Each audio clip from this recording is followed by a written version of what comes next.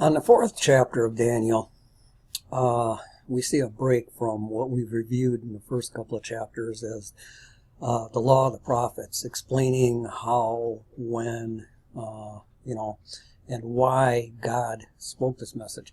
A lot of people believe King Nebuchadnezzar wrote this chapter, or at least introduced this chapter in Daniel chapter 4. But nowhere in this chapter do we see Nebuchadnezzar following the laws of the prophets. He never explains how he received an answer from God, communication from God. He had a vision, and but he couldn't explain it. He called in his go-to guys, the magicians, enchanters, astrologers, and fortune tellers came in, but they couldn't tell him what the dream meant. So we'll go over the introduction real quick. This is a little different from the other chapters because Nebuchadnezzar is not a prophet. God was trying to communicate with him, but as we go through the story, we'll find out why. And another law of the prophets tells us that, it shows us how God teaches the prophets. God progresses them along. In the first chapter, we see how there was this conflict. There was between the literature and the learning that Nebuchadnezzar, Babylon, wanted to put on the people. And then we see how Daniel established a contrast with the what he received from God, all the knowledge and wisdom he received from God. There's a contrast there. In the middle of that was the story of the food, using a contrast. And then we understood and we were taught how the Bible interprets itself. It showed us the meaning, the spiritual meaning of that food when we looked at the contrast between the language and literature that Babylon was trying to teach and the wisdom that Daniel got from God. So we can see that that language and the communication was revealing, telling us what that food represented, spiritual food. King Nebuchadnezzar sent this message to the people of every race and nation and language throughout the whole world: peace and prosperity to you. Right away we see nation, world, so Nebuchadnezzar's dealing in the world still. I want you to know about the miraculous signs and wonders the Most High God has performed for me. See, Nebuchadnezzar sees these signs and wonders, but he really doesn't understand them. How great his signs, how powerful his wonders, his kingdom will last forever, his rule through all generations. So here we have the introduction. Nebuchadnezzar wants to show these people, teach people about God. What does Nebuchadnezzar qualify? I, Nebuchadnezzar, was living in my palace in comfort and prosperity. We see it begins with him living in his palace. But one night I had a dream. So here's Nebuchadnezzar. He's actually playing the role of a prophet. He identifies the time. One night I had a dream, and I saw visions that terrified me as I lay in my bed. So he identifies how God spoke to him. Dream, visions. I issued an order calling all the wise men of Babylon so that they could tell me what the dream meant. When all the magicians, enchanters, astrologers, and fortune tellers came, I told them the dream, but they could not tell me what happened. See, he's looking in, go right back here, a little context, look back, look at the key words introduced. He's looking at the world for an interpretation. At last, see this transition in time? Daniel came before me. See, God is teaching us in steps, using Daniel's book. We first learned how the Bible interprets its own symbols.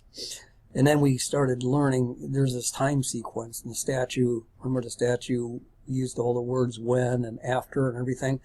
And God used the symbol of a statue to show when he deals with time, people cannot change it, because that statue basically lasted until the end of time, to where that rock that was cut out came and smashed it.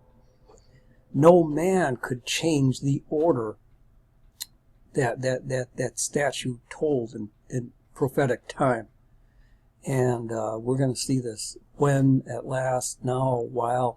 You see, every verse and every action is linked by these key words that relate to time. At last, Daniel came in before me and told me, and I told him the dream. So we see he had to go to the world, couldn't get the interpretation. He had to go to Daniel. I know that the spirit of the holy gods is in you, and that no mystery is too great for you to solve. Now look at this, is repeated. He was named Belteshazzar, after my God, and the spirit of the most highly gods is in him. Whose gods? Nebuchadnezzar thought his gods were in, notice this relationship, word repeated, in Daniel. So basically, we're letting the Bible explain that Nebuchadnezzar, he wants to teach people about God, but he's got the wrong concept of God. So we'll get right into some of these other key thoughts here. He goes through and explains this whole thing, and once again we see, here's the relationship to this food. Tree is repeated, green leaves, fruit, eat, branches, those are all related to tree, and the tree was in the dream. But we can see these relate back, these symbols relate back to the story in chapter 1 where we are taught, Daniel used food as a symbol to teach a lesson. So now God is repeating, he's using the same method, trying to reach Nebuchadnezzar a second time. Now here we see something, let him live with the wild animals among the plants of the field. Now here's the plants which relate back to this food, and Nebuchadnezzar, that's telling Nebuchadnezzar he has to get back to basics to start learning. The field relates back to the world, and the nations and the world where he's trying to learn from, but he has to learn how to get back to basics. He was living in comfort and prosperity in his palace, now he's living with the wild animals. So it takes this transition here to begin to learn. And we see the same time elements to where God is really using time to teach a lesson. For this has been decreed by the messengers, it is commanded by the holy ones, so that everyone will know that the Most High rules over the kingdoms of the world. He gives them to anyone he chooses, even the lowliest of people.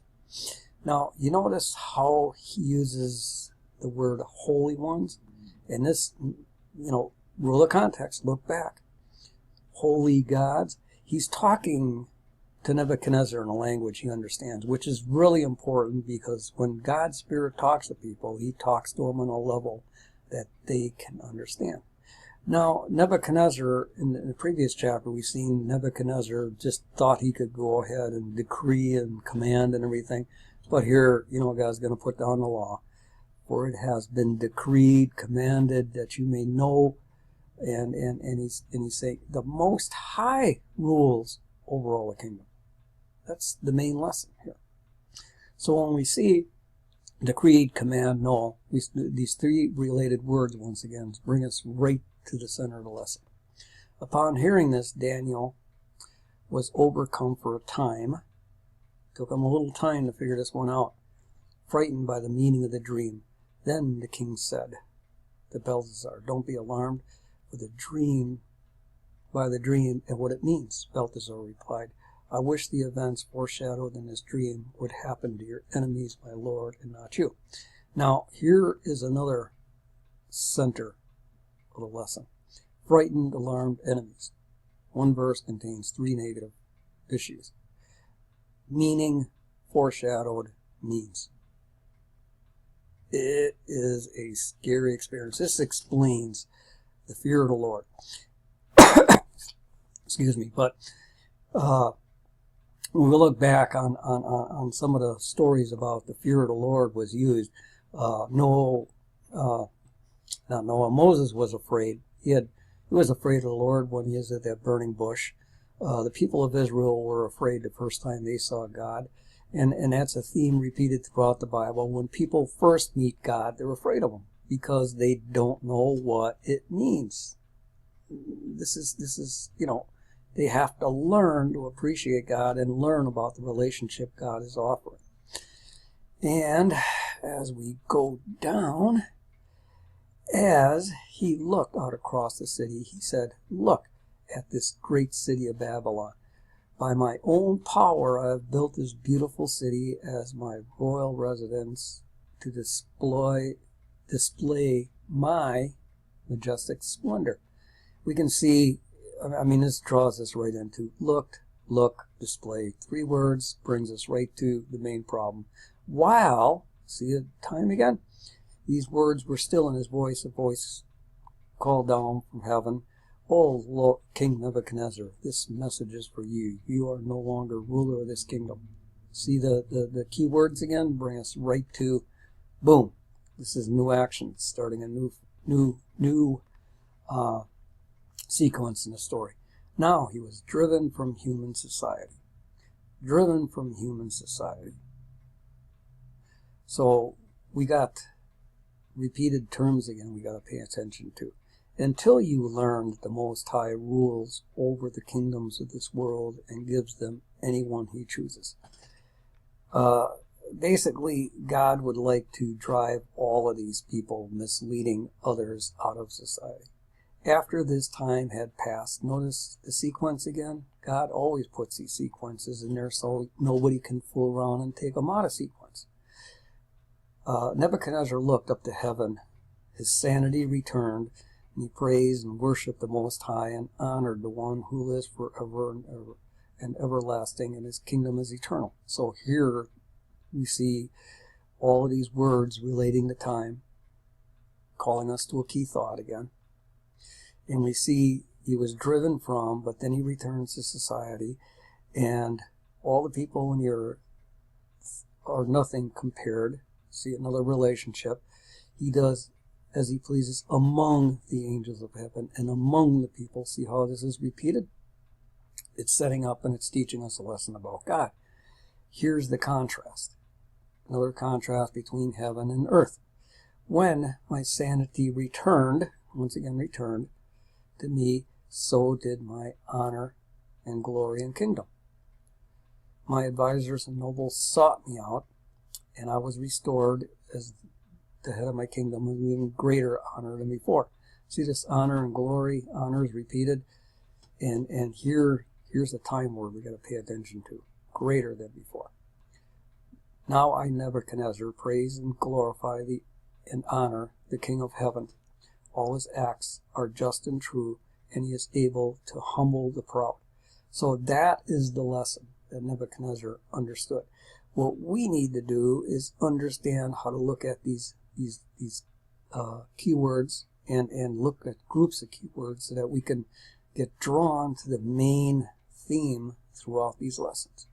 Otherwise, we get drawn into trying to interpret, pull one verse out and try to do interpretations and jumping all over the Bible. But there's no reason to, because all of these symbols are explained in the Bible. If you want to see the tree, go back to chapter 1 and understand what the words that are related to this eating and everything, how they were explained. See this word messenger right here? Hearing, messenger. They set up like bookends, telling you, okay, this is the beginning, this is the end. This is kind of what I'm trying to use as symbols. So go back, use the rule of first mention. When were these first mentioned in this chapter? So hopefully you learned a couple of key thoughts here that you can use, some rules of context, and you can start studying on your own and hopefully start teaching other people.